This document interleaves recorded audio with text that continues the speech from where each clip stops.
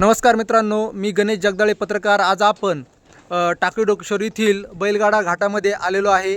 आज या ठिकाणी या बैलगाडा शर्यतीचे आयोजन करणारे काही तरुण आपल्यासोबत आहेत. पारनेर तालुका पठार केसरी ही स्पर्धा येत्या काही दिवसामध्ये टाकळी डोकेश्वर येथे आयोजित करण्यात येणार आहे. तर या ठिकाणी आपण या आयोजनकर्त्यांसोबत चर्चा करूया. तर तुम्ही तुमचा परिचय द्या आणि हे कशा पद्धतीचं नियोजन आहे हे सांगा. माझा परिचय, मी सोपान ठमाजी माने, यात्रा कमिटी अध्यक्ष. दत्ता शेडगुले, यात्रा कमिटीचे नियोजन करते. भैयासाहेब इनामदार, आयोजक. यात्रा कमिटी नवनाथ पायमुडे, टाकळी डोकेश्वर. गणेश मुरलीधर कोकाटे कर्जुले. या ठिकाणी हे सर्व आयोजक पारनेर पठार केसरी ही स्पर्धा खऱ्या अर्थानं आपल्या पारनेर तालुक्याचा अभिमान ठरणारी स्पर्धा ठरणार आहे. टाकळी डोकेश्वर येथील भव्य दिव्य घाटामध्ये ही स्पर्धा भरवली जाते.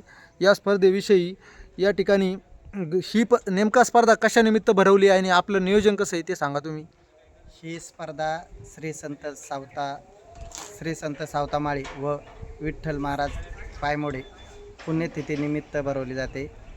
ह्या यात्रेचं म्हणजे ही संत सावतामाळी पठार केसरी असं नाव आहे आणि ही पठार केसरी सर्व गाडा मालक व गाडा शौकिंग यांच्या सर्वांच्या नियोजनातून भरवली जाते आणि ह्या घाटाचं नियोजन सर्व पठार भागावरचे जे गाडा मालक आहे ते भरवतात. तर या स्पर्धेनिमित्ताने म्हणजे पारनेर तालुका पठार केसरी या स्पर्धेनिमित्ताने बक्षिसांचं कसं नियोजन केलेलं आहे आपण, किंवा काय म्हणजे बक्षीस हे सर्व जे गाडा मालक आहेत आणि गाडा शौकिंग आहेत यांनी सर्वांनी आपली थोडी म्हणजे लोक वर्गवणी करून ह्या घाटासाठी सर्वांनी बक्षीस दिलेलं आहे. इथं वैयक्तिक कुठलाही नेता किंवा कुठलाही राजकारणी यामध्ये नाही. हे सर्व बैलगाडा मालकांचेच बक्षीस आहे. तर कशा पद्धतीचा घाट आहे आणि म्हणजे ते सांगा थोडक्यात माहिती. घाट हा आम्ही लावताना 410 फूट लावणार आहे. घाटाचं स्वरूप असं राहील, निर्णय अतिशय काटा राहील. आणि रॅकचं नियोजन कसं केलं आहे? रॅकचं नियोजन कसं केलं आहे या ठिकाणी? रॅकचं नियोजन टोकनप्रमाणेच होईल.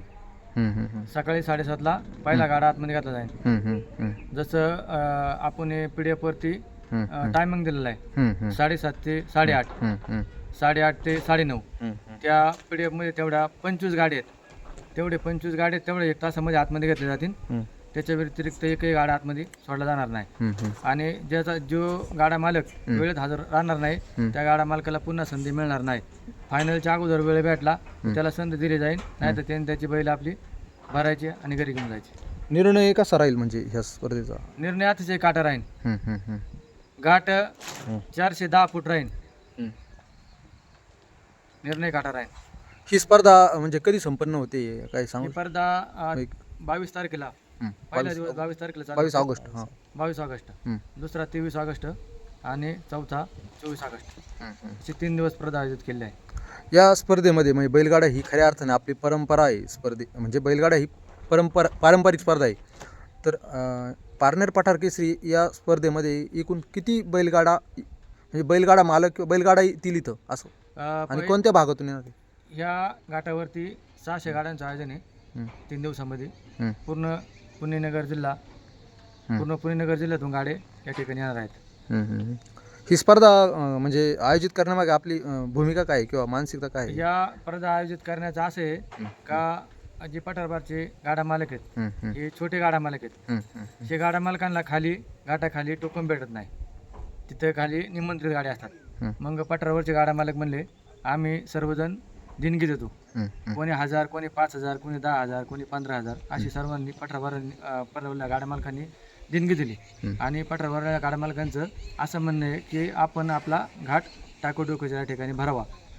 त्या निमित्ताने ही स्पर्धा आयोजित केलेली आहे. कोण कोण येणार आहे स्पर्धेला, म्हणजे इथं उद्घाटनाला वगैरे किंवा इथे सर्व गाडा मालक, पठार केसरीचे सर्व गाडा मालक. काही राजकीय पुढाऱ्यांना वगैरे बोलवलंय का? काय राजकीय पुढारी आम्ही निमंत्रित केलेले नाहीत, पण ते जर आले तर त्यांचा सन्मान केला जाईल, काय प्रॉब्लेम नाही. ही स्पर्धा सलग 3 दिवस चालणार आहे. सलग 3 दिवस चालणार आहे. तर पारनेर तालुका पठार केसरी ही स्पर्धा पारनेर तालुक्यातील टाकळी डोकेश्वर येथील भव्यदिव्य बैलगाडा घाटामध्ये या ठिकाणी ही रंगणार आहे. अत्यंत चुरशीची ही स्पर्धा होणार असून या स्पर्धेमध्ये जवळपास पुणे, जुन्नर या भागातून मोठ्या संख्येने बैलगाडा इथे येणार आहेत. तरी पारनेर तालुक्यातील सर्व बैलगाडा शौकीन यांनी या स्पर्धेचा लाभ घ्यावा असं या ठिकाणी आयोजकांच्या वतीने सांगण्यात आले आहे. तर तुर्तास इथेच थांबूया.